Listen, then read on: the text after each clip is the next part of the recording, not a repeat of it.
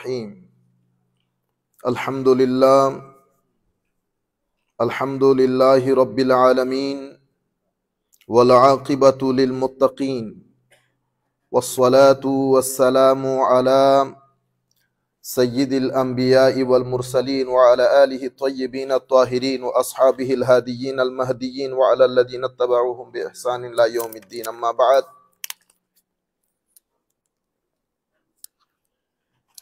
فقد قال الله سبحانه وتعالى في القرآن الكريم: بسم الله الرحمن الرحيم إن الله وملائكته يصلون على النبي يا أيها الذين آمنوا صلوا عليه وسلموا تسليما اللهم صل على سيدنا محمد وعلى آل سيدنا محمد وبارك وسلم اللهم صل على سيدنا محمد وعلى آل سيدنا محمد وبارك وسلم। সম্মানিত মুসল্লিয়ানে কেরাম এবং দূর দূরান্ত থেকে যারা যেখানে বসে আমাদের আজকের এই দার্স শুনছেন অথবা আমাদের এই আলোচনা, আমাদের এই দার্স পরবর্তীতে শুনবেন, আমরা সকলের প্রতি সশ্রদ্ধ সালাম রেখে আমাদের আজকের পবিত্র কোরআনের সূরাতুল ফজর সম্পর্কে আলোচনা শুরু করছি। আসসালামু আলাইকুম ওয়া রাহমাতুল্লাহি তাআলা ওয়া বারাকাতুহু। আল্লাহ পাকের মেহেরবানিতে আমরা যে সূরা পবিত্র কোরআন থেকে পড়ব সেটা সূরাতুল ফজর। সূরাতুল ফজর এটা পবিত্র কোরআনের মাক্কি সূরা। এটার মধ্যে 30টা আয়াত আছে। আবারও এই সূরার মধ্যে অন্যান্য সূরার মতো করে আল্লাহ কসম দিয়ে কথা শুরু করেছেন। 5টা কসম করেছেন। আল্লাহ রাব্বুল আলামিন ইরশাদ করছেন, বিসমিল্লাহির রহমানির রহিম, ওয়াল ফজর ওয়া লায়ালিন আশর ওয়াশ শাফঈ ওয়াল ওয়াতর ওয়াল লাইলি ইযা ইয়াসর হাল ফি যালিকা কাসামুল লিযি হিজর। এতটুকুন বলার পরে আমার আল্লাহ মূল মেসেজ দিচ্ছেন। মেসেজটা কি? আলাম তারা কাইফা ফাআলা রাব্বুকা বিআদ।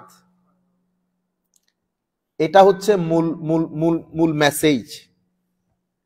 টোটাল বিষয় বোঝার আগে আমি যারা যেখান থেকে বসে আমাদের আজকের এই আলোচনা শুনছেন, আমরা সকলের প্রতি অনুরোধ করব, আপনারা যেই কোনো মূল্যে আমাদের এই মেসেজটুকু আমাদের বাংলাদেশ যারা বর্তমানে পরিচালনা করছেন তাদের কর্ণকুহরে যেন এই কথা এই সূরাতুল ফজর যেন পৌঁছে যায়। আমার আল্লাহর একটা নিয়ম নীতি আছে, এটাকে আমরা বলি সুন্নতে ইলাহি। সুন্নতে ইলাহি। সুন্না শব্দের একটা শাব্দিক অর্থ আছে, একটা শারঈ অর্থ আছে, পারিভাষিক যেটাকে আমরা বলি। সুন্নার শাব্দিক অর্থ হচ্ছে ধারা, নীতি, সংস্কৃতি, নিয়ম, উপায়।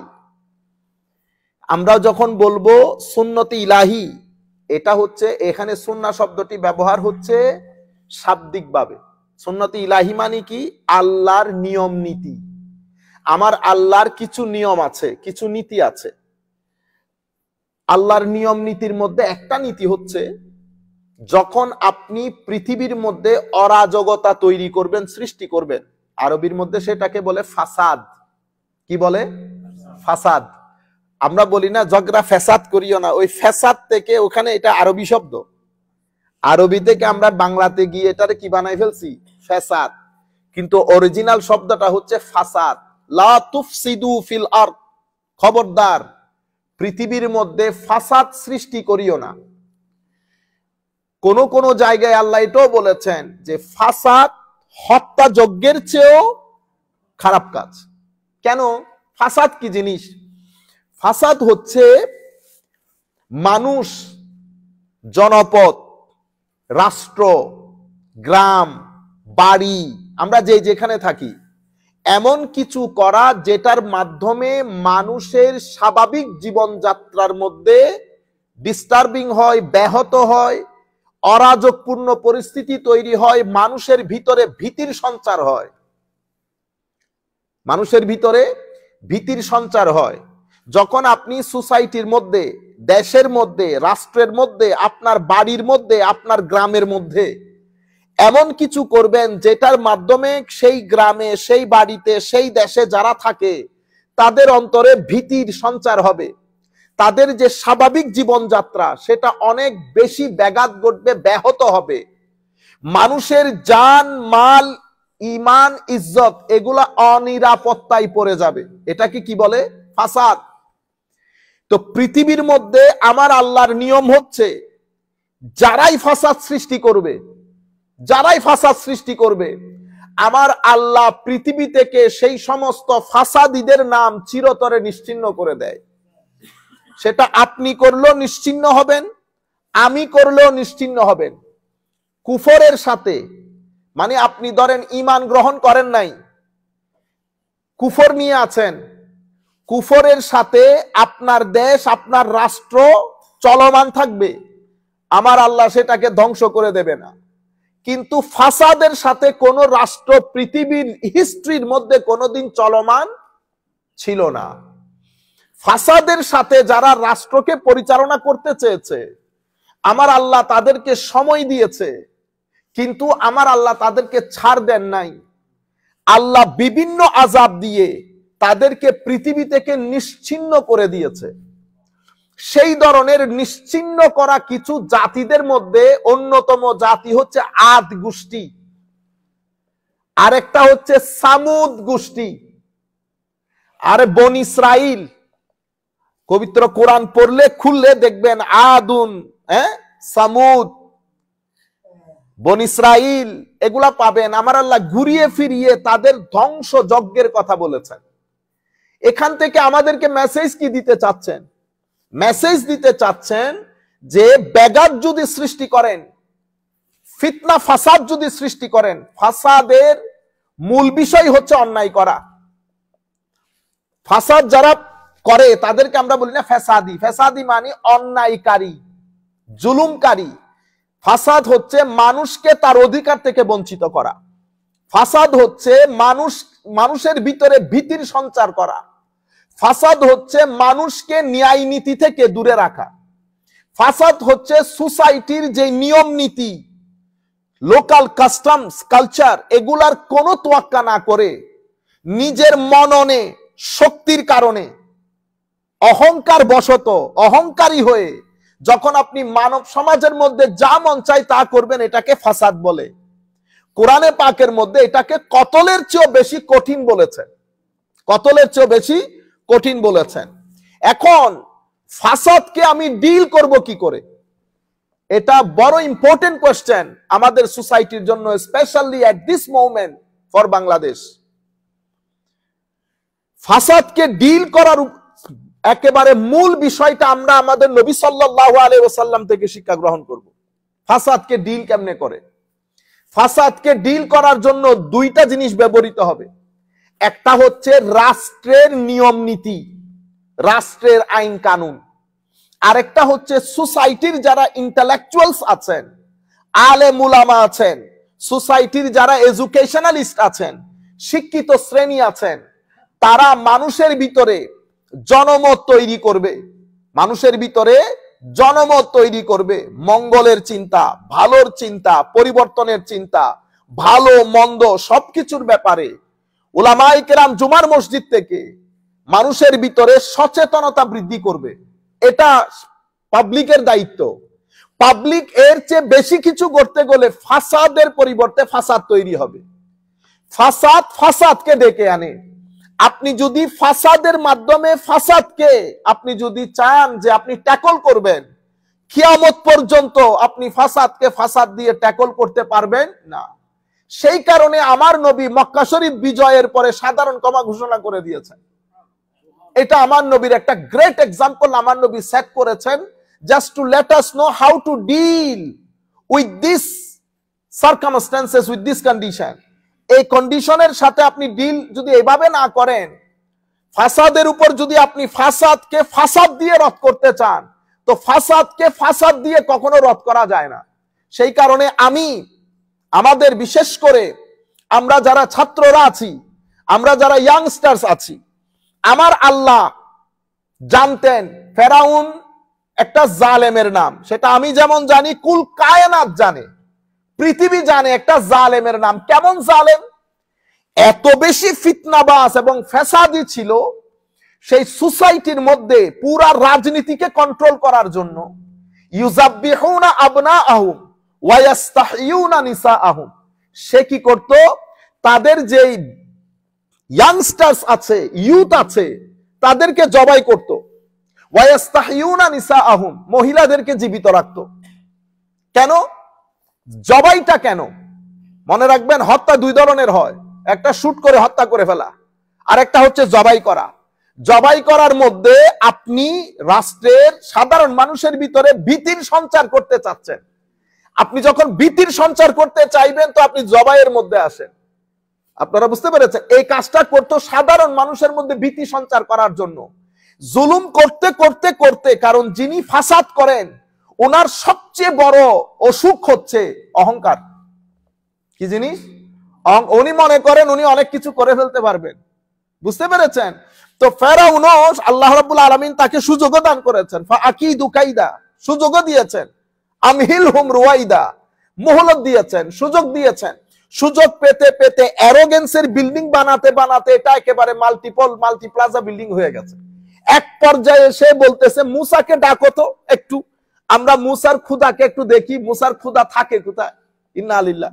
হ্যাঁ, তখন সে দাবি করছে, আনা রব্বুকুমুল আলা। কিসের খুদা বলো তুমি? আমার চেয়ে বড় খোদা কে? তুমি বলতেছো না তোমার খোদা মারে, তোমার খোদা রাখে। মানুষ একটাকে এনে বলতেছে এরে মেরে ফেলো, সাথে সাথে জবাই করে দিয়েছে। বলো তো দেখি এখন কে মেরেছে? ফাসাদের সবচেয়ে বড় রোগ অহংকার। সেই কারণে আমার আল্লাহ বলতেছেন, বান্দা যাই করিস অহংকার করার চেষ্টা করিস না। অহংকার করা মানে আমার চাদর নিয়ে টানাটানি করা। আমি কিন্তু অহংকারীদেরকে ছাড় দেই না। মানে সুয়ের ওই ছিদ্রের ভিতরে হাতি ঢুকে যাবে, এটা তুমি বিশ্বাস করতে পারবা? অহংকারী বেহেশতে যাবে, এটা তুমি বিশ্বাস করতে পারবা? অহংকারীর জন্য কোনো কিছুই নাই। আমি আপনাদেরকে যেটা বুঝাতে চাচ্ছি, ফেরাউন মানে আপনি উঠতে উঠতে উঠতে উঠতে অহংকারের টপ লেভেলে উঠে গেছেন, শেষ পর্যন্ত দাবিও করেছেন আনা রব্বুকুমুল আ'লা। এই ব্যক্তিকেও যখন আমার আল্লাহ হযরতে মুসা আলাইহিস সালামকে পাঠিয়েছেন, আপনি দেখেন ফাসাদকে ডিল করে কেমনে। কি বলেছে আমার আল্লাহ? ইযহাবা ইলা ফিরাউন, মুসা আলাইহিস সালাম এবং হযরত হারুন আলাইহিস সালাম দুইজনকে পাঠিয়েছেন, ফেরাউনের কাছে যাও।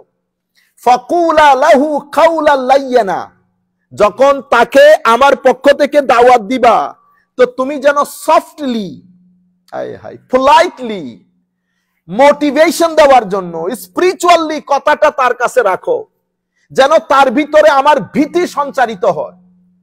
দেখছেন আপনি ফাসাদকে ডিল করতে কিভাবে বলেছেন। এবং আমার নবী সাল্লাল্লাহু আলাইহি ওয়াসাল্লামকে আল্লাহ একই কথা বলেছেন, হাবিব ফাফু আনহুম ওয়াস্তাগফির লাহুম ওয়াশাবিরহুম ফিল আমর। আপনাকে, এটা তো আপনার উপর আল্লাহর রহমত, আপনি ভিতরগতভাবে অনেক পোলাইট। তাদের এই ছোটখাটো জিনিসগুলো আপনি ইগনোর করেন, ক্ষমা করে দেন। রাষ্ট্রীয় বিষয় আশয় নিয়ে সাহাবায়ে কেরামের সাথে পরামর্শ করেন। আপনারা বুঝতে পেরেছেন? আমি আপনাদেরকে যেটা বুঝাতে চাচ্ছি সেটা হচ্ছে, একদিকে আইনকে অনেক শক্ত করে দিয়েছে, আইনকে অনেক শক্ত করে দিয়েছে। কেমন? আমার নবীর কাছে যখন ইহুদির এক মহিলা চুরির কারণে যখন কেস কোর্টে উঠেছে, তার বিরুদ্ধে ফয়সালা হয়েছে, ইসলামের যে ফয়সালা, তখন সাহাবায়ে কেরামের মধ্য থেকে নতুন নতুন বিষয়, রাজনৈতিকভাবে আমরা যদি এখানে কিছু ক্ষমা প্রদর্শন করতে পারি, হয়তো ইসলামিক সিভিলাইজেশনের জন্য এটা খুব ভালো হবে। কিছু সাহাবায়ে কেরামের পরামর্শ ছিল, ইয়া রাসূলুল্লাহ মাফ করে দেওয়া যায় কিনা। আমার নবী বলতেছেন, বেটা মাফ করে দেওয়ার ব্যাপার বলতেছে, আমার মেয়ে ফাতেমা করলো, হাত কেটে দিতাম।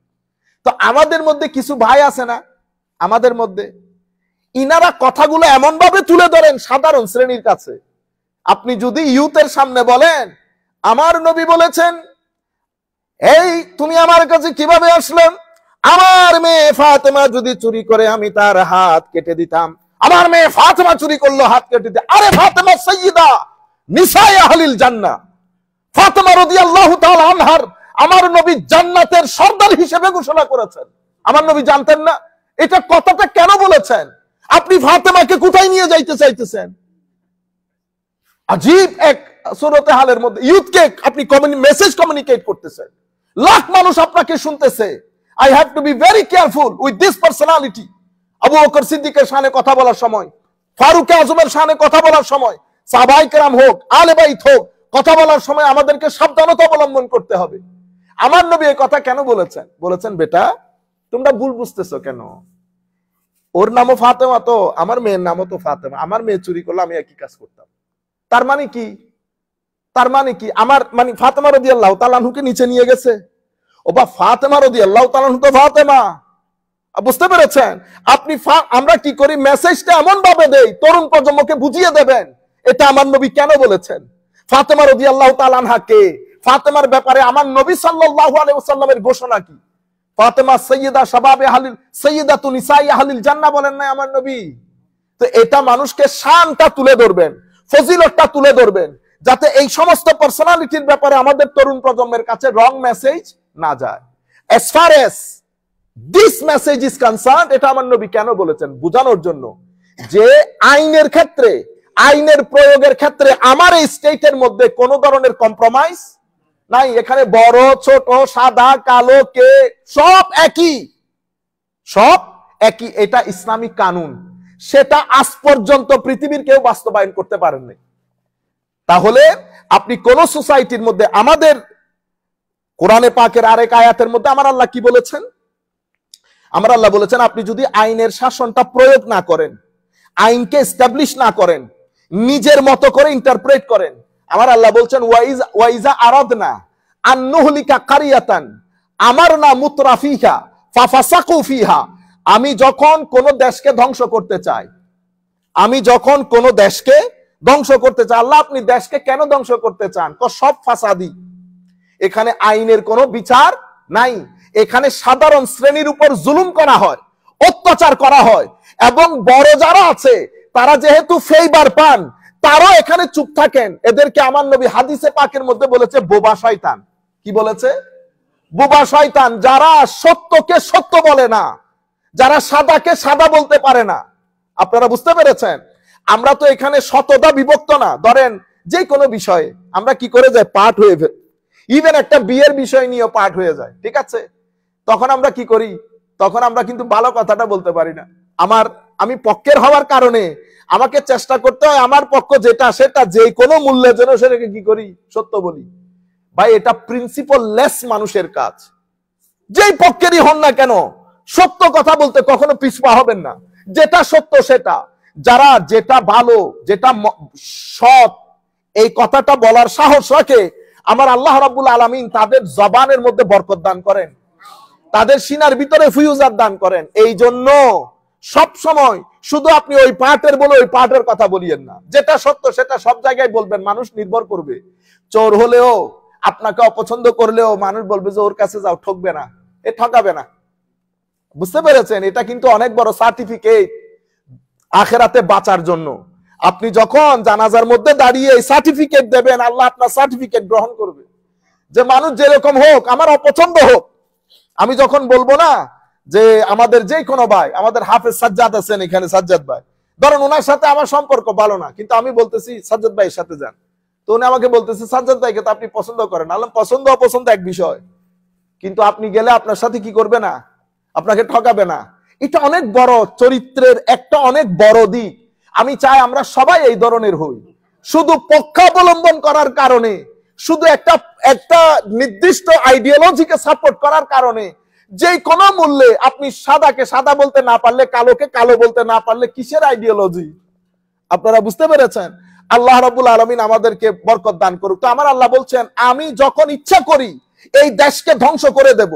আল্লাহ ইচ্ছা কখন করেন? যখন জুলুম হয়, যখন মজলুমের আওয়াজ শোনার কোনো মানুষ থাকে না, তখন আমার আল্লাহ সিদ্ধান্ত নিয়ে ফেলেন এই দেশকে বরবাদ করব। তো আমার আল্লাহ কি করেন? উপর থেকে নেমে আসবেন না, আমার নাম মুতরাফিহা, সেই রাষ্ট্রের যারা সামাজিকভাবে, রাজনৈতিকভাবে, অর্থনৈতিকভাবে এবং এলাকার দিক থেকে যারা শক্তিশালী গ্রুপ, আল্লাহ তাদের ভিতরে ওয়াসওয়াসা দেন। তারা যা মন চায় ফিতনার বাজার, করাপশনের বাজার গরম করেন। দেখতে দেখতে একটা জনপদ ভাঙতে ভাঙতে ভাঙতে একেবারে নিশ্চিহ্ন হয়ে যান। ইরাককে দেখেন নাই? আপনি মিডল ইস্টে যান, ভূখণ্ড আপনাকে সাক্ষী দেবে। কেন? আমাদের অনেক দরদ লাগতেছে, কিন্তু আমরা যদি পিছনের হিস্ট্রিতে যাই, আল্লাহর নবীর আনিত বিধান, যেই ভূখণ্ডগুলোর জন্য আমার নবী দোয়া করেছেন, সেই ভূখণ্ডের মধ্যে আমরা ইসলামের জন্য বিন্দু পরিমাণ মহব্বত আমাদের ছিল। অশ্লীলতার বাজার গরম। বাংলাদেশ মিশর, বাংলাদেশ সিরিয়া, বাংলাদেশ প্যালেস্টাইন, বাংলাদেশ এই সমস্ত আরব দেশ, আমাদের মা বোনেরা যখন ঘুমটা দিয়ে এই রিকশার চতুর্পাশে কাপড় পেঁচিয়ে সফর করতেছে, তখন এই সমস্ত দেশের অশ্লীলতা ভাষায় প্রকাশ করার মতো না। কোথায় গেছেন আপনি? আজকে কোথায় আপনি? এই সূরা ফজর যখন পড়বেন, আপনি যখন পুরো বিষয়টা মিলিয়ে দেখবেন, আপনি দেখবেন আমার কোরআন সেদিনও সত্য বলেছে, আজকেও সত্য বলছে। আপনি এখান থেকে বের হতে পারবেন না, এখান থেকে বের হতে পারবেন না। এরপরে আমার আল্লাহ যেমন ফেরাউনের কথা, বনী ইসরাইলের কথা, পৃথিবীর সুপার পাওয়ার, ফাদ্দালনাকুম আলাল আলামিন, আমি পৃথিবীতে তাদেরকে সবচেয়ে শ্রেষ্ঠ করেছি।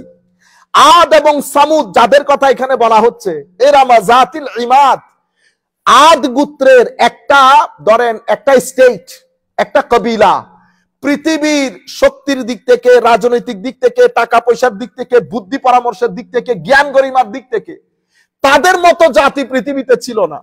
বুঝতে পেরেছেন? কাউকে গণতও না, কাউকে গণতও না। ঠিক বনী ইসরাইলও সেরকম, না গণতে না গণতে এবার কি হয়েছে? এবার জুলুমের বাজার গরম, সাধারণ মানুষের কথা শোনার কেউ নাই। এরপরে উত্থানের একটা ইতিহাস, পতনের একটা ইতিহাস। উত্থান হয়েছে। উত্থান কেন হয়? এই সোসাইটির মধ্যে আপনি যদি উত্থান, আপনার যদি উত্থান এনশিওর করতে চান, কেমনে এনশিওর করবেন? কেমনে উত্থান হবে?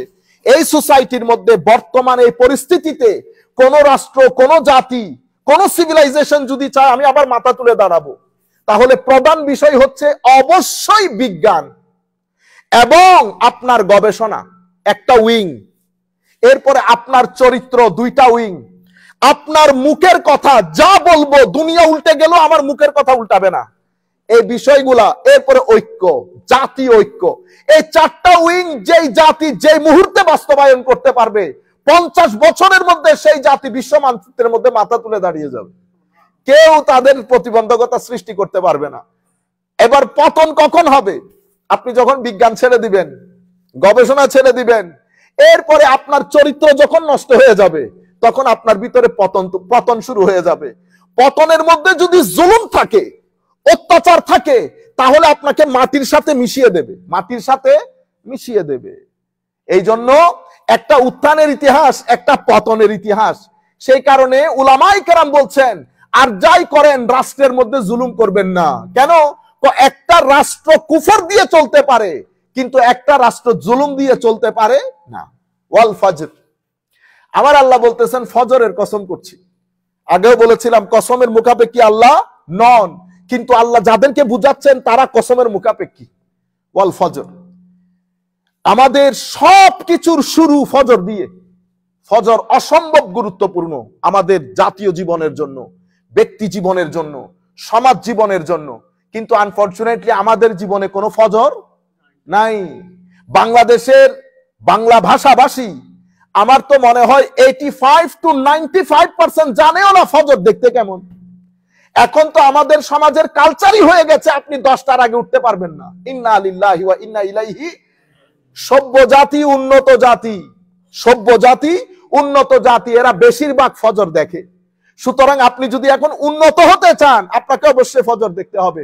ফজর দেখা বাদে উন্নয়ন হয় না, ব্যক্তিগতভাবেও, সামাজিকভাবেও, রাষ্ট্রীয়ভাবেও। সুতরাং এটা আমার গুরুত্বপূর্ণ message to each and every individuals of Bengali speaking people, that আপনি আপনার ঘরের মধ্যে, সমাজের মধ্যে, রাষ্ট্রের মধ্যে ফজর দেখার ব্যবস্থা করেন। এই ফজর যদি দেখেন, তো আমার নবীও হাদিসে পাকের মধ্যে বলেছেন আল্লাহ সমস্ত বরকত ফজরের মধ্যে রেখেছে। আপনি ফজরের মধ্যে, আপনি এই একদম ফজর যখন ফজর ফাটতে শুরু করে, আপনি দেখবেন আপনার গরু ছাগল আওয়াজ শোনা যাবে, আপনার মুরগি আওয়াজ শোনা যাবে, পক্ষীকুল আওয়াজ শোনা যাবে। মানুষের ভিতরে এই যে স্ট্রাগল করার, যেই পৃথিবী বিনির্মাণের যেই তাগদ, যে এফোর্ট, ওইটা ওই সকালবেলা থেকে আপনি ওই রাতের 12 12টায় উঠে আপনি সকাল দেখবেন। এই কারণে মুসলিম মিল্লাত বর্তমানে পৃথিবীর টোটাল ওয়েলথের কত পার্সেন্ট মুসলমানদের হাতে? 10% মুসলমানদের হাতে নাই। আপনারা এই 2-4 জনকে বড় বড় বিলিয়নার মিলিয়নার দেখেন, আপনারা সামান্য জিনিস। পৃথিবীর টোটাল ওয়েলথের 10% মুসলমানদের হাতে নাই। আপনি কিসের বলেন আছেন? আপনি কার সাথে কি করবেন? ওয়েলথ মুসলমানদের হাত থেকে, অথচ এই মুসলমান ওয়েলথ নিয়ে কুলিও করেছে। এই মুসলমান ওয়েলথ দিয়ে, স্বর্ণ মুদ্রা দিয়ে কুলিও করেছে এক সময়। বুঝতে পেরেছেন? সেই ওয়েলথ মুসলমানদের হাতে নাই। মুসলমানদের হাতে ফজর নাই। মুসলমানদের, আমার আল্লাহর গ্যারান্টি হচ্ছে, আপনি যদি অর্থনৈতিক উন্নতি চান, ফজরের নামাজ পড়েন। অর্থনৈতিক উন্নতির গ্যারান্টি আছে। আপনি আপনি আপনি এটা নিজের জীবনে বাস্তবায়ন করে দেখতে পারেন। আপনি ফজরের নামাজ পড়া শুরু করেন, আপনার জীবনে অর্থনৈতিক মুক্তি আসবে। অর্থনৈতিক মুক্তি আসবে। সম্মানিত উপস্থিতি, তাইলে ফজরের কসম করে আমার আল্লাহ বলছেন, আমার আল্লাহ নির্দিষ্ট একটা কথা আপনাকে বলতে চাচ্ছেন, রাত যদি হয়ে যেত, ফজর যদি না হতো, ফজরের আলো, এটা আমার আল্লাহর কুদরতের অন্যতম একটা বিষয়। ওয়াল ফজর। এর পরবর্তীতে আমার আল্লাহ কি বলছেন? ওয়ালায়ালিন আশর। আমি আগে অনুবাদটুকু করে যাই, পরে ইনশাআল্লাহ আবার বিস্তারিত কথা বলবো। 10 রাতের কসম করেছেন। কয় রাতের? 10 রাত। এখন এই 10 রাত নিয়ে কোথায় যাবেন? মাওলা আপনি কোন 10 রাতের কসম? হ্যাঁ, সেই কারণে কি করতে হয়? উলামায়ে কেরামের মজলিসে যাইতে হয়, তাফসীরের কিতাবগুলা দেখতে হয়। কেন? কারণ আমাদের পক্ষে ওই হাদিসের সমুদ্রে সাঁতার কেটে আমার নবী এই 10 রাত সম্পর্কে কি বলেছেন এগুলা বের করে আনা আমাদের পক্ষে সম্ভব না। আজকে যদি পৃথিবীর জমিন থেকে এই তাফসীরের কিতাবগুলো উঠে যেত, আমরা ওয়ালায়ালিন আশর নিয়ে সাঁতরাইতাম, বলতে পারতাম না। 10 রাতের শপথ করেছেন। এরপরে ওয়াশফঈ ওয়াল ওয়াতর, আমার আল্লাহ বলেছেন শপথ জোরের এবং শপথ বেজোরের। এখন জোর আর বেজোর, জোর আর বেজোর, কোথায় যাবেন? এটার অর্থ কি মাওলা? বুঝতে পেরেছেন? আল্লাহ কোরআনে পাককে সহজ করে দিয়েছেন। সহজ কই? ওয়ালাকাদ ইয়াসসারনাল কুরআন ওয়ালাকাদ ইয়াসসারনাল কুরআনা লিযিকর, নসিহতের জন্য সহজ করে দিয়েছে। কোরআন সহজ, এটা আপনাকে কে বললো? কোরআন সহজ হলে ফাসআলু আহলা যিকর ইন কুনতুম লা তা'লামুন, না বুঝলে যারা আহলে জিকির তাদের কাছে জিজ্ঞেস করো। না না, কোরআনের মধ্যে নসিহত করার জন্য কোরআন সহজ, কিন্তু কোরআনী ইলম এটা তো আল্লাহর খাস তাওয়াজ্জু বাদে নসিব হয় না। যেমন আমাদের কাছে এটার জ্ঞান নাই, সেই কারণে আমরা বড় বড় যারা জ্ঞানী তাদের মজলিসে 2-3 দিন পর্যন্ত কিতাবগুলা পড়ে পড়ে সেভ করতে হয়। আপনারা বুঝতে পেরেছেন? আচ্ছা, ওয়াল্লাইলি ইজা ইয়াসর, আমার আল্লাহ আবার রাতের শপথ করছেন। প্রথমে ফজরের শপথ, তো ফজর যখন আসে তখন রাত কি হয়? বিদায় নেয়। রাত বিদায় নেয়। তো আমার আল্লাহ ফজরের আগমনের শপথ, রাতের বিদায়ের শপথ করছেন। আচ্ছা, করার পরে হালফি জালিকা কাসামুল লিযি হিজর, আমার আল্লাহ এর মধ্যে আছে শপথ জ্ঞানী ব্যক্তির জন্য। হালফি জালিকা কাসামুল লিযি হিজর, লিযি হিজর মানে যারা জ্ঞানী ব্যক্তি, তাদের জন্য কি আছে? শপথ আছে। আলাম তারা কাইফা ফাআলা রাব্বুকা বিআদ, হাবিব আপনি কি দেখেননি, আপনি কি লক্ষ্য করেননি আপনার পালনকর্তা আদ বংশের ইরাম গোত্রের সাথে কি আচরণ করেছে? আলাম তারা, সূরা ফিলের মধ্যে আলাম তারা কাইফা ফাআলা রাব্বুকা বিআসহাবিল ফিল, আবার এখানে বলতেছে আলাম তারা কাইফা ফাআলা রাব্বুকা বিআদ। আমাদের হাফেজরা এই জায়গাগুলোর মধ্যে এসে কি লাগাই ফেলে? পেস লাগাই ফেলে। মানে আপনাদের কাছে মনে হয় কি এটা কতই লোক হুজুর হাফেজ সাহেব 2-3 বার আটকে গেছে। আপনি ওখানে দাঁড়াই সূরা ফাতিহা পড়ে দেখেন, আপনি ওখানে দাঁড়াইয়া সূরা ফাতিহা পড়ে, এটা অনেক ভারী জায়গা। এটা তো উলামায়ে কেরামের উপর আল্লাহর একটা রহমত দিতে কেমনে কেমনে পড়ে ফেলে। আদারওয়াইজ আপনি জানা সূরাও ওখানে পড়তে পারবেন না। আমি এক হাফেজের পিছনে নামাজ পড়েছি, 30 বছর কোরআনে পাক পড়ে নাই, কিন্তু হাফেজ। সেই যে হাফেজ আমি জানতাম না, সুটেড বুটেড। তো কথা বলতে বলতে, মাহে রমজান ছিল, ইফতারের দাওয়াত করছে, কথা বলতে বলতে বলতেছে হুজুর আমি হাফেজ। তো আলী নাম, পাকিস্তানের। আলম হাফেজ, হুজুর আমি আসলে ভুলে গেছি। তবে ভুলে গেছি বলতে একদম ভুলি নাই, বাট আমি 30 বছর পর্যন্ত পড়ি। তাহলে পড়েন না মানে কিরকম পড়েন নাই? হুজুর ব্যস্ততার মধ্যে কোরআন শরীফ খুলো কোনোদিন পড়তে পারি নাই। আপনি চিন্তা করতে পারবেন দুর্ভাগা হইলে কিরকম দুর্ভাগা হয়। হ্যাঁ, আল্লাহ বেটা প্রথম দিনের পরিচয়, আল্লাহ বেটা প্রথম দিনের পরিচয় তো কিছু বলতে পারি না, আর যদি পুরান পরিচয় তো তোমার বাস দিয়ে পিটাইতাম। তো তোমার রুচি এই কিছু গাছে কি বলে যে ওই যে সুইসাইড করা। তো যাই হোক, মাগরিবের নামাজ আনছেন, তুমি একটা কাজ করো, নামাজ পড়াও। আপনি জানেন সে সূরা ইখলাস পড়তে পারে না। 2 বার লুকমা দেওয়ার পরেও সূরা ইখলাস দিয়ে সে কোরআন শরীফ, সে আমাকে মাগরিবের নামাজের ইমামতি করতে পারে নাই। আমি চাইতেছিলাম একটু লাইনে আনুক, একটু বোর্ডে আনি তারে, আমরা আস্তে আস্তে করে, হাফিজ সাহেব যেহেতু, শেষ পর্যন্ত নামাজ ভেঙে ফেলতে হয়েছে। এবার বলেন দেখি, কোরআনে পাক যখন আপনাকে আমাকে অপছন্দ করা শুরু করবে, তো সূরা ইখলাস মুখ থেকে নিয়ে যাবে। রুব্বা কারিলিল কোরআন ওয়াল কোরআন ইয়ালআনুহু, আমার আল্লাহ বলছেন, আমার নবী বলছেন, কিছু তিলাওয়াতকারী এমন আছে যাদেরকে কোরআনই লানত করে। কোরআনই কি করে? লানত করে। যাই হোক, আলাম তারা কাইফা ফাআলা রাব্বুকা বিআদ, আপনি কি লক্ষ্য করেন নাই আমি আদ গোত্রের ইরাম বংশের সাথে আমি কি আচরণ করেছে আপনার খোদা। আমার নবী এসেছেন এই ঘটনার 1000 বছর পরে, কিন্তু আমার নবীকে আল্লাহ বলতেছেন আপনি কি দেখেন নাই?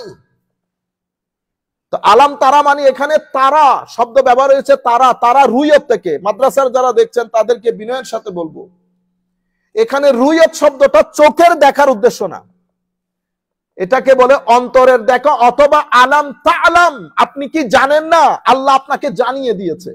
তাইলে এখানে রুইয়তের অর্থ হবে ইলম। রুইয়তের অর্থ চর্মচক্ষে দেখা না, কারণ ঘটনার সময় আমার নবী প্রত্যক্ষভাবে সেই জায়গায় ছিলেন না। তাইলে রুইয়তের অর্থ কি হবে? ইলম, জানা। তার মানে আমার নবীকে আমার আল্লাহ জানিয়ে দিয়েছেন। আমি এত লম্বা কথাগুলো কেন বলছি? আমরা বলি না রুইয়তে হেলাল, রুইয়তে হেলাল, চাঁদ দেখা কমিটি, চাঁদ দেখা। তাহলে রুইয়তটা সব সময় চর্মচক্ষু দিয়ে দেখতে হয় না। যদি ম্যাথমেটিক্যাল ক্যালকুলেশন দিয়ে আপনার জ্ঞান হয়ে যায় যে চাঁদ উঠেছে, তো এটাও রুইয়ত হয়, এটা রুইয়ত হয়, যেভাবে সূরা আলাম তারার মধ্যে রুইয়ত হয়েছে। তাইলে আমি আবার আপনাদের দৃষ্টি আকর্ষণ করছি, রুইয়ত মানে, আমরা কিছুদিন পরে রমজান শুরু হবে, আমরা খুব ইনসিস্ট করি রুইয়ত মানে চর্মচক্ষে দেখা না। রুইয়তের অর্থ একটা আছে ইলম। তো ইলমটা আপনি চাঁদ দেখার ক্ষেত্রে ইলমটা কিভাবে অর্জন করবেন? চাঁদ দেখার ক্ষেত্রে ইলমটা অর্জন করবেন ম্যাথমেটিক্যাল ক্যালকুলেশন দিয়ে। কারা করবে? এটা আমি করব না, এটা মুফতি সাহেবের কাজ না, এটা ওই বিষয়ের যিনি এক্সপার্ট ওনাকে সামনে বসিয়ে জিজ্ঞেস করতে হবে, ভাই ম্যাথমেটিক্যাল ক্যালকুলেশন দিয়ে একটু বলেন তো চাঁদের বার্থটা কখন হবে। উনি ম্যাথমেটিক্যাল ক্যালকুলেশন দিয়ে আপনাকে বলতে পারবেন আগামী 50 বছর পরে চাঁদের বার্থ কখন হবে, এখন উনি ম্যাথমেটিক্যাল ক্যালকুলেশন দিয়ে বলে দিতে পারবে without any dot mistake, just like 2 + 2 = 4। এত বেশি কসমোলজিক্যাল ডেভেলপমেন্ট হয়েছে। তো আপনি শুধু উলামায়ে কেরাম নিয়ে সিদ্ধান্ত নেবেন কত মাসের কত ঘন্টার চাঁদকে আপনি ভিজিবল বলবেন, 18 ঘন্টা, 17 ঘন্টা, 16 ঘন্টা, এগুলা দেখার বিষয় না, এগুলা ম্যাথমেটিক্যাল ক্যালকুলেশনের বিষয়।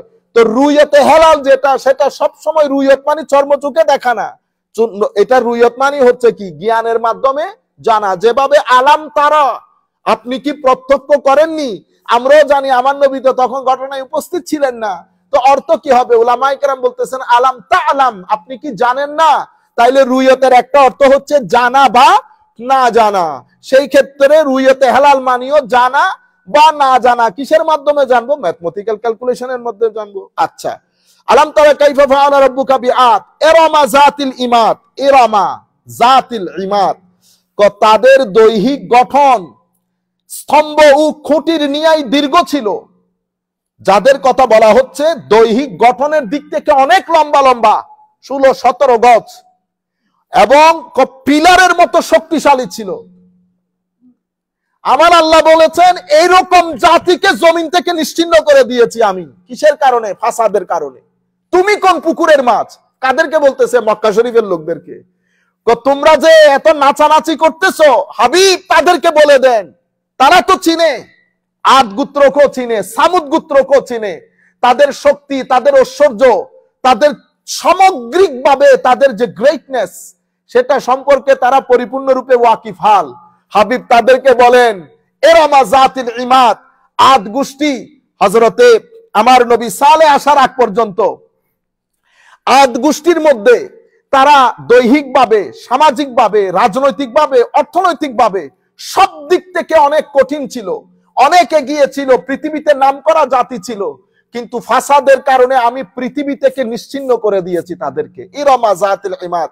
এরপর আমার আল্লাহ একই, আমি যে কথাগুলো বলছি আপনাকে, আমার আল্লাহ বলছেন আল্লাতী লাম ইউখলাক মিসলুহা ফিল বিলাদ, যাদের মতো করে আমি কোন জাতিকে সৃষ্টি করি নাই। এমন জাতি, হে মক্কাবাসী, এমন জাতীয় পৃথিবী থেকে আমি নিশ্চিহ্ন করে দিয়েছি নবীদের সাথে বেয়াদবি করার কারণে, নবীদের কথা না শোনার কারণে। সুতরাং তোমরাও যদি একই কাজ করো, সুন্নতে ইলাহি হচ্ছে তোমাদেরকেও কি করে দেব, নিশ্চিহ্ন করে দেব। তবে নিশ্চিহ্ন দুই ধরনের হবে। সামুদ, আদ, এদেরকে আমি পৃথিবীতে আযাব দিয়ে ধ্বংস করে দিয়েছি, তোমাদেরটা সেরকম হবে না। যেহেতু আমার নবী আছে, এখন আমি আর পৃথিবীকে সেই আন্দাজে নষ্ট করব না, ধ্বংস করব না। এখন ধ্বংসযোগ্য আরেক রকমের হবে। তো আমার আল্লাহ সময় দিয়েছেন 13 বছর মক্কা শরীফে সময় পেয়েছে। এরপরে আমার নবী সাল্লাল্লাহু আলাইহি ওয়াসাল্লাম মদিনা শরীফ আসলেন। সেই সময় আমার আল্লাহর ঘোষণা ছিল মুসলমানদের জন্য, তোমরা ধৈর্যশীল হবে। ওয়াজাহিদহুম বিহি জিহাদান কাবীরা, ধৈর্যের মাধ্যমে, সহনশীলতার মাধ্যমে তোমরা তোমাদের চেষ্টা প্রচেষ্টা, তোমাদের জিহাদ চালিয়ে যাও। কিসের মাধ্যমে? ধৈর্যের মাধ্যমে। কাজে আমরা যারা আছি, আমরা যারা রাষ্ট্র গঠনে কাজ করছি, আমরা যেন ধৈর্যের দামনটা হাত থেকে না ছাড়ি। আমরা যদি ধ্বংসযজ্ঞের প্রতিবাদ ধ্বংসযজ্ঞ দিয়ে করি, ফাসাদের প্রতিবাদ যদি ফাসাদ দিয়ে করি, তো এই জাতি, এই রাষ্ট্র তো ফাসাদ থেকে আর মুক্তি পাবে না। সেই কারণে আসেন আমরা আমার নবীর আদর্শের দিকে চলে আসি। কারণ এটা ছাড়া আপনি রাষ্ট্র বিনির্মাণ, সমাজ বিনির্মাণ, পরিবার বিনির্মাণ আপনি করতে পারবেন না। আমার নবীকে বলা হয়েছে ওয়াজাহিদহুম বিহি জিহাদান কাবীরা, ধৈর্যের মাধ্যমে আপনি সর্বোচ্চ জিহাদ করেন। যথেষ্ট সময় পেয়ে গেছে। এরপরে আমার নবীকে বলছেন, হাবিব বেশি যুদ্ধ করতে চাচ্ছে তো বদরের দিকে আহ্বান করেন তাদেরকে, এখানে চলে আসুন। তো কি হবে? আমার আল্লাহ বলতেছেন আগে আসতে দেন, আমি তাদেরকে দেখাবো কিয়ামত কয় প্রকার ও কি কি। এটা হচ্ছে কিয়ামতের ট্রেলার তৈরি করেছেন আমার আল্লাহ বদরের মধ্যে। তাদের অহংকারের কোনো সীমা নাই, মানে আজকে পারে না কি করে দেবে, আজকে একেবারে বিনাশ করে দেবে। বদরের যুদ্ধে আসলো 1000 সৈন্য সামন্ত নিয়ে, সুপার পাওয়ার ওই এলাকার জন্য আসছে। এই গরিব মিসকিন 300, সামান্য 300 থেকে কিছু বেশি, কে বলে 313 জন সাহাবা ইকরাম নিয়ে আমার নবী গেছে। আমার নবীর কাছে যোদ্ধা আছে হযরত আলী রাদিয়াল্লাহু তাআলা আনহু, আমার নবীর যোদ্ধা ফারুক আযম রাদিয়াল্লাহু তাআলা আনহু, হযরত হামজা রাদিয়াল্লাহু তাআলা আনহু, খালিদ বিন ওয়ালিদ তো অনেক পরে অ্যাড হয়েছে। বদরের যুদ্ধে আসছে, তারা স্বপ্নেও কল্পনা করে নাই এই কিয়ামত। কেন? আমার আল্লাহ ফেরেশতা নাজিল করেছেন। ফেরেশতাদের মাধ্যমে এরকম মার, তারা মক্কা শরীফ ফেরত গিয়ে তারা যখন তাদের পার্লামেন্টে বসছে, তারা কোনোভাবে ইন্টারপ্রেট করতে পারতেছে না যুদ্ধে তারা হারলো কেন। তাদের মাথার ভিতরে নাই যে আমরা 1000 মানুষ একসাথে হেঁটে গেলে 300 মানুষ আমাদের পদদলিত হয়ে যাওয়ার কথা, কিন্তু আমরা যুদ্ধে জিতলাম না কেন। পার্লামেন্টের মধ্যে এতক্ষণ বসা এত বড় ঝানু ঝানু নেতা, তারা ব্যাখ্যাই দিতে পারলো না আমরা জিতলাম না কেন। তবে সবাই বুঝেছে অদৃশ্যের একটা মার আছে, অদৃশ্যের, আমরা দেখতে পাচ্ছি না, বাট সামওয়ান হিটিং আস। এটা ছিল তাদের জীবনের প্রথম কিয়ামত, নবীদের কথা না শোনার কারণে। যাই হোক, আল্লাতী লাম ইউখলাক মিসলুহা ফিল বিলাদ ওয়া সামুদ আল্লাযীনা জাবুস সাখরা বিল ওয়াদ, এবং আমার আল্লাহ বলছেন ওয়া সামুদ গোত্রের সাথে যারা উপত্যকায় পাথর কেটে গৃহ নির্মাণ করেছিল। আল্লাযীনা জাবুস সাখরা বিল ওয়াদ, চিন্তা করতে পারবেন, পাহাড় কেটে পাথর দিয়ে, তৎকালীন সমাজে সেটা আপনি কল্পনা যজ্ঞের বাইরে। তাদের আর্ট, তাদের আর্কিটেকচারাল ডেভেলপমেন্ট, তাদের চিন্তা চেতনা, তাদের শক্তিমত্তা, বুদ্ধি, যখন তারা পাহাড় কেটে পাথর দিয়ে ঘর তৈরি করতেছিল, পৃথিবীর মানুষ জানতো না ঘরে কেমনে থাকে। তাদের অহংকারের কোনো শেষ নাই। আমার আল্লাহ বলছে শুধু আজকে না তো, সামুদকে আমি নিস্তেনাবুদ করে দিয়েছি। কখন? তারা তখন পাহাড় কেটে পাথর কেটে তখন ঘর তৈরি করতেছিল। ওয়া সামুদ আল্লাযীনা জাবুস সাখরা বিল ওয়াদ ওয়া ফিরআউনা যিল আওতাদ, বহু কিলোকের অধিপতি ফেরাউনের সাথে আমি একই কাজ করেছি। তাইলে আর সামুদ, ফেরাউন। আখেরি কথা মানে আমি হাফ অফ দা সূরা আল্লাযীনা, এই তিনটা জাতের কথা তুলে ধরে আল্লাহ বলছেন আল্লাযীনা তাগাউ ফিল বিলাদ, যারা রাষ্ট্রের মধ্যে সীমা লঙ্ঘন করতে করতে সীমা লঙ্ঘন করেছে, সীমা লঙ্ঘন করেছে। মানুষকে কথা বলতে না দেওয়া। আপনি যত বড়ই মানুষ হন না কেন, আপনি টিকতে পারবেন না কোন সমাজে না, আপনি যখন মানুষকে কথা বলতে না দেবেন। হ্যাঁ, আপনি যদি ন্যায় নীতি, একটা জিনিস রাষ্ট্রের জন্য অসম্ভব গুরুত্বপূর্ণ, যেটা আমরা মুসলিম রাষ্ট্র বুঝতে চেষ্টা করি না, সেটা হচ্ছে মানুষকে তার নৈতিক এবং মৌলিক অধিকার এনশোর করা। আপনি যখন মানুষকে তার মৌলিক অধিকার থেকে বঞ্চিত করবেন, আপনি জীবনেও সেই সমাজের মধ্যে কন্টিনিউ করতে পারবেন না। আপনি শুধু আপনার দিন গুনবেন। কি গুনবেন? দিন। কিন্তু মানুষ, আল্লাহ রাব্বুল আলামিন কোরআনে পাকের মধ্যে বলছে মানুষ ভুলে যায়, মানুষ ভুলে যায় কি ঘটনা ঘটেছে, মানুষ শিক্ষা গ্রহণ করে না। সেই জন্য একই ঘটনা, আল্লাহর ঐশী যে মার, সেটা বারবার আসে আমাদের চোখের সামনে। আপনারা বুঝতে পেরেছেন? ধরেন এখন পৃথিবীতে আমেরিকা আছে, আমেরিকার পূর্বে পৃথিবীতে আরো কত জাতি এসেছে গেছে, কিন্তু আমরা একবারও জানি না। আমার মাহাথির মোহাম্মদের একটা কথা খুবই দারুণ লেগেছিল, মালয়েশিয়ার এক্স প্রেসিডেন্ট। উনি বলেছিলেন যে আমরা কেন উঠেছি, কেন পড়েছি, এই দুইটা যদি আমরা জাতির সামনে ভালো করে তুলে ধরতে পারি এবং জাতিকে এডুকেট করতে পারি, এটা আমাদের জন্য যথেষ্ট। আমরা যখন উঠেছি, কেন উঠেছি, কিভাবে উঠেছি, পড়েছি যখন, কেন পড়েছি, কিভাবে পড়েছি। আমরা তো এখন ডিভাইডেড হয়ে গেছি। ইভেন সত্য কাকে বলে, এটা নিয়েও আমাদের মধ্যে ইখতিলাফের কোনো শেষ নাই। আমরা নির্দিষ্ট কিছু জিনিস নিয়ে একসাথে হতে পারছি না। পুরা পৃথিবীর মানুষের মধ্যে একই টেন্ডেন্সি, সত্যকে সত্য বলতে না পারা, মিথ্যাকে মিথ্যা বলতে না পারা। প্যালেস্টাইনের লোকের উপর জুলুম হচ্ছে, এটা বুঝার জন্য কি কলেজ ইউনিভার্সিটিতে পড়তে হয়? এটা আপনি বলতে পারছেন না কেন? তার মানে এটাকে বলা হয় আপনি ফাসাদ করছেন। তো ফাসাদ করলে আল্লাহর বিচার কি? আল্লাহর বিচার হচ্ছে আপনি শুধু কাউন্ট করেন, একদিন, 2 দিন, সময়ের ব্যাপার, আপনি পড়ে যেতে হবে, আপনি থাকতে পারবেন না। বুঝতে পেরেছেন? তো আল্লাহ রাব্বুল আলামিন আমাদের হামি ও নাসির হোক। এরপরে বলছে আল্লাযীনা তাগাউ ফিল বিলাদ, আদের কথা বললাম, সামুদের কথা বললাম, ফেরাউনের কথা বললাম, এরা সবাই সীমা লঙ্ঘন করেছে। ফাআকসারু ফিহাল ফাসাদ, তারা কি করেছে? তারা অসম্ভব বিস্তর, একেবারে সামগ্রিকভাবে অশান্তি এবং ফাসাদ সৃষ্টি করেছিল সোসাইটির মধ্যে, রাষ্ট্রের মধ্যে, দেশের মধ্যে। আমার আল্লাহ আমাদেরকে কি হুকুম দিচ্ছেন?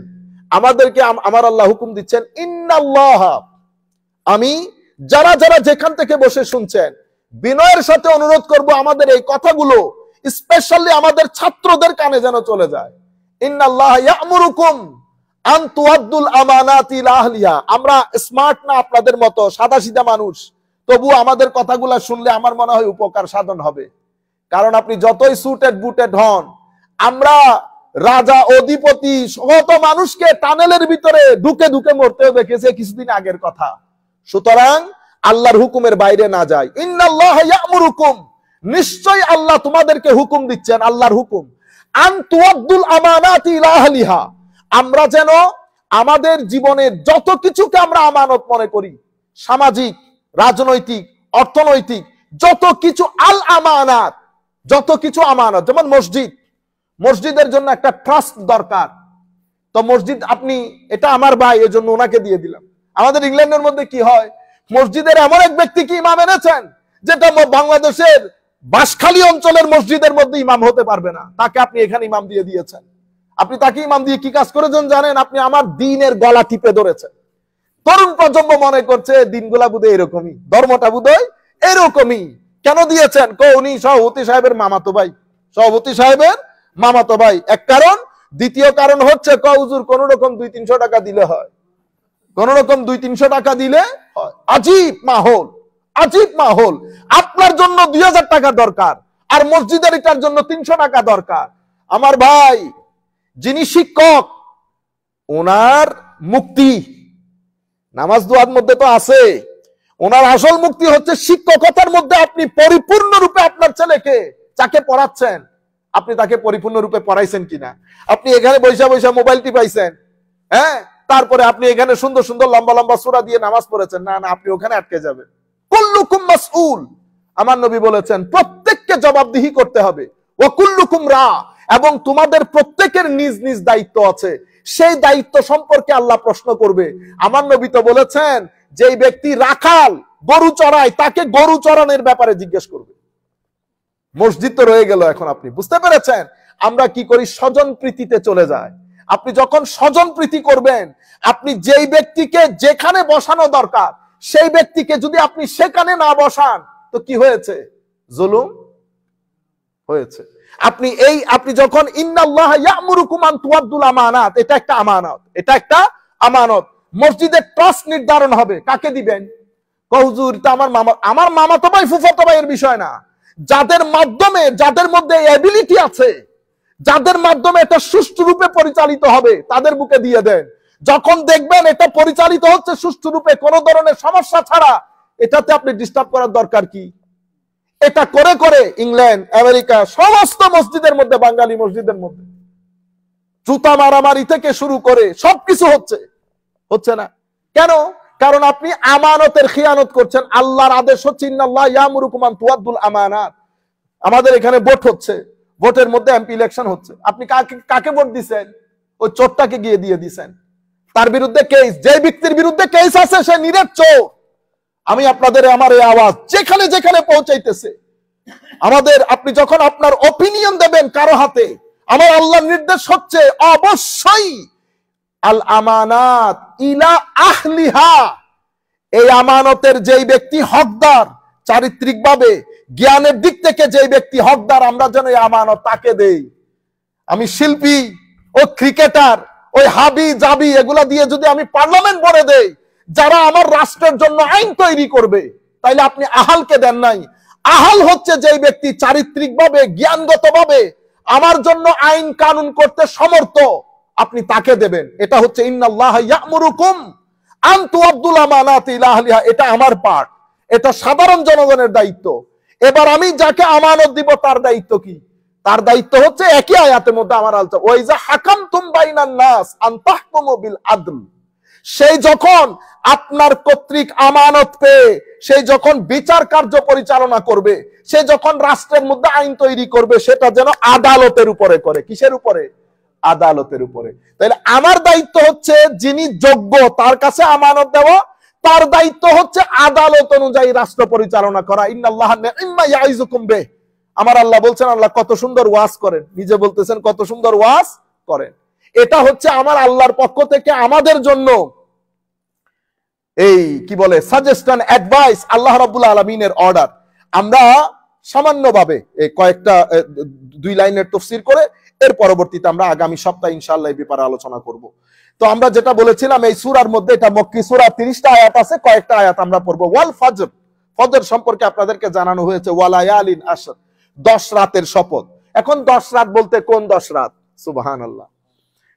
মুফাসসিরিনে কেরাম থেকে আমার এই কথাগুলো মাদ্রাসার ছাত্রদেরকে বলছি বিনয়ের সাথে, ইবনে কাসির, বাগাবী এবং তাফসিরে কুরতুবী, আমরা এখানে ইমাম রাজিকে অ্যাড করছি না, তাফসিরটা আমরা এখানে সাধারণ মজলিসে কথাগুলো বলি।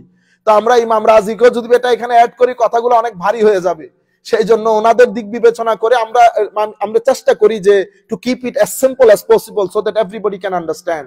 ওয়ালায়ালিন আশর, এটা হজের প্রথম 10 দিন, হজের প্রথম 10 দিন। আল মুরাদু বিহা আশরা জিলহিজ্জা, জিলহজের প্রথম 10 দিনকে আল্লাহ বলেছেন যে আমি ফজরের শপথ এবং জিলহজ মাসের প্রথম 10 দিনের শপথ। এটা কে বলেছে?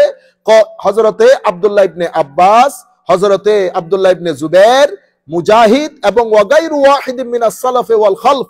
ওয়াকাদ সাবাতা ফি সহিহুল বুখারী আন ইবনে আব্বাস মারফুআন মা মিন আইয়ামিন আল আমল আস-সালিহ আহাব ইলা আল্লাহ ফিহিন্না মিন হাযিহিল আইয়াম ইয়ানি আশর জিলহিজ্জা। ক্বালু ওয়ালাল জিহাদ ফি সাবিলিল্লাহ, ক্বালা ওয়ালাল জিহাদ ফি সাবিলিল্লাহ। আমার নবী সাল্লাল্লাহু আলাইহি ওয়াসাল্লামের সাহাবী, তাবেঈ, সালফে সালেহিন, মুতাকাদ্দিমিন, মুতাখিরিন, পূর্ব যুগ, পরের যুগ, সবার এক অভিমত, একেবারে মেজরিটি উলামায়ে কেরামের অভিমত হচ্ছে, সালফে সালেহিন উম্মতের অভিমত হচ্ছে, এখানে 10 দিনের যে ওয়ালায়ালিন আশর 10 রাতের যে শপথ করা হয়েছে, সেটা জিলহজ মাসের প্রথম 10 রাত। জিলহজ মাসের প্রথম 10 রাত। এবং এই ব্যাপারে হযরতে আব্দুল্লাহ ইবনে আব্বাস রাদিয়াল্লাহু তাআলা আনহু থেকে সহিহ বুখারী শরীফের মধ্যে একটা হাদিসের riwayat আছে, আমার নবী সাল্লাল্লাহু আলাইহি ওয়াসাল্লাম ইরশাদ করেছেন, মা মিন আইয়ামিন, কোন দিন এমন নাই যেই দিনের মধ্যে আমলে সালেহ সৎ কাজ ওই 10 রাতের চেয়ে বেশি ফজিলতপূর্ণ। মানে আপনি আমল যখন করবেন ওই 10 রাতের আমল অসম্ভব ফজিলতপূর্ণ অন্যান্য রাতের চেয়ে। ইভেন আমার নবী সাল্লাল্লাহু আলাইহি ওয়াসাল্লাম ইরশাদ করেছেন, এক সাহাবী জিজ্ঞেস করেছেন, ইয়া রাসূলুল্লাহ, জিহাদ ফি সাবিলিল্লাহর চেয়ে উত্তম কোনা? ওই 10 রাতের ইবাদত ইনকম্পারেবল, এত বেশি ফজিলতপূর্ণ। এখানে আরো অনেক মতামত এসছে, আমি ওই মতামতগুলোর মধ্যে যাব না। আমি শুধুমাত্র ওয়ালায়ালিন আশর ওয়াশফি ওয়াল ওয়াতর এতটুকুন করে আমরা ওয়াল্লাইলি যাইয়াছে রাত 2 মিনিটের মধ্যে শেষ করে দেব। ওয়াশফি ওয়াল ওয়াতর, এখন যেভাবে বলেছি, শাফউন মানে হচ্ছে জোর, ভিতরুন মানে হচ্ছে কি বেজোর। বিতিরের নামাজকে আপনারা কি বলেন? সালাতুল, আমরা বলি না, কেউ বলে বাংলাতে বেতরের নামাজ। কিসের নামাজ? বেতর। আবার কেউ বলি বিতির, কিন্তু শব্দ হচ্ছে উইতর। শব্দ কি? এখন বিতির বললে আপনার ইমামতি চলে যাবে, অথবা মসজিদের সভাপতি সাহেব বললে নতুন কথা শোনাইতে আসছেন, এটা বিতির। কালকে আমাদের ইকবাল ভাই নিয়ে আসছে একটা শবে বরাত। ইকবাল ভাই কি ছিল জানেন? ওটা নিসফে মিন শাবান। তো নিসফে মিন শাবান মানে শাবানের অর্ধেক। শাবানের কি? অর্ধেক। তো উনি বুঝাইতে চাইছেন লাইলাতুন নিসফে মিন শাবান। এটা যদি বলেন তাহলে শাবান মাসের মধ্যরাত লাইলাতুন বললে, আর যদি লাইলাতুন বাদ দিয়ে বলেন তো কি হবে? শাবানের অর্ধেক। বুঝতে পেরেছেন? উল্টাপাল্টা হয়ে যাবে। তো বলতে চাচ্ছিলাম, তো শাফউন মানে জোট, উইতর। তো আমরা বিতিরের নামাজকে উইতর বলি। কেন বলি? কারণ এটা ভেজর নামাজ। এটা কি? ভেজর নামাজ। তো উলামায়ে কেরাম বলছেন ওয়াখতালাফা ফি যালিকা, উলামায়ে কেরাম এখানে শাফউন বলতে আল্লাহ কি বুঝিয়েছেন এটা নিয়ে ইখতিলাফ করেছেন। কেউ কেউ বলেছেন শাফউন মানি জোর জোর নামাজ, উইতরুন মানি বেজোর নামাজ।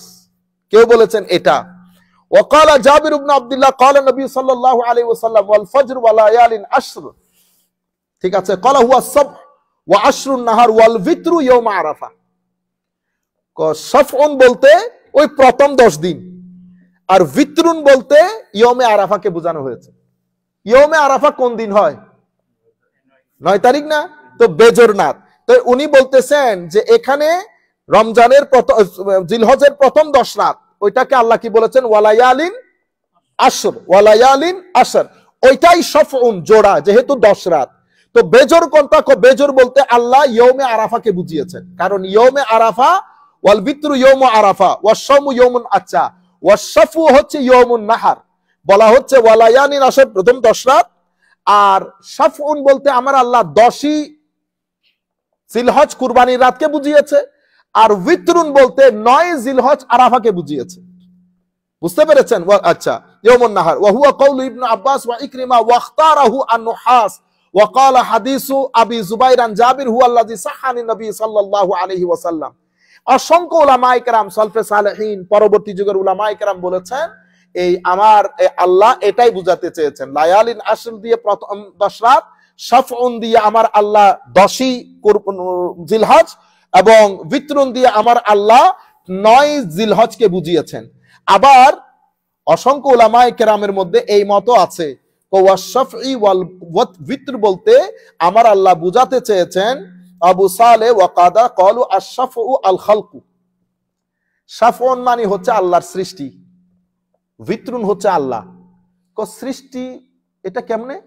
আপনি সৃষ্টির যেদিকে দেখবেন সবকিছু কি জোড়ায় জোড়ায়। আমার আল্লাহ কি বলেছেন? ওয়া মিন কুল্লি শাইইন খালাকনা যাওজাইন, আমি প্রত্যেক কিছুকে জোড়ায় জোড়ায় সৃষ্টি করেছি। যেমন আল কুফরু ওয়াল ঈমান, কুফর ঈমান জোড়া জোড়া, ওয়াস শাকাওয়াতু ওয়াস সাআদা, সৌভাগ্য দুর্ভাগ্য জোড়া জোড়া, ওয়াল হুদা ওয়াদ দালাল, সুপথ এবং পথভ্রষ্টতা, ওয়ান নূরু ওয়াজ যুলমা, আলো এবং অন্ধকার, ওয়াল লাইলু ওয়ান নাহার, রাত এবং দিন, ওয়াল হাররু ওয়াল বারদু, গরম এবং ঠান্ডা, ওয়াস শামসু ওয়াল কমারু, চন্দ্র এবং সূর্য, ওয়াস সাইফু ওয়াস শীতা, শীতকাল এবং গরমকাল, ওয়াস সামাউ ওয়াল আরদ, আসমান এবং জমিন, ওয়াল জিন্নু ওয়াল ইনস, জিন এবং ইনসান। সেই জন্য উনি বলছেন আশ-শাফউ মানে হচ্ছে আল খালক, অর্থাৎ আমার আল্লাহ পুরা সৃষ্টির শপথ করছেন। কেন? পুরা সৃষ্টিকে আল্লাহ জোড়ায় জোড়ায় সৃষ্টি করেছেন। ওয়াল ভিতরু হু আল্লাহু সুবহানাহু ওয়া তাআলা, আর ভেজর হচ্ছেন আমার আল্লাহ। আমার আল্লাহ সৃষ্টির শপথও করেছেন, এই সৃষ্টি যিনি বানিয়েছেন তার শপথও করেছেন। যেমন আমার আল্লাহ বলেছেন কুল হু আল্লাহু আহাদ আল্লাহুস সামাদ।